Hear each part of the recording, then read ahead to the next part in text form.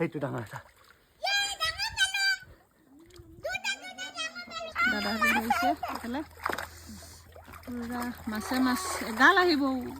এগাল উঠিছে এনেকৈ ইমান আহিব এতিয়া মাছে মাছ একেবাৰে লৈ যাওক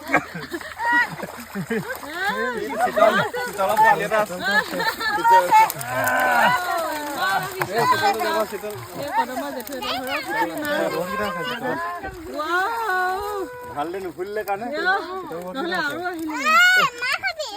ডাঙৰ চিতলটো হাত ৰাখি থৈ দিয়া ডাঙৰ চিতল দুটামান ধৰি থৈ দিয়া এইটো থৈ দিওঁ নেকি ন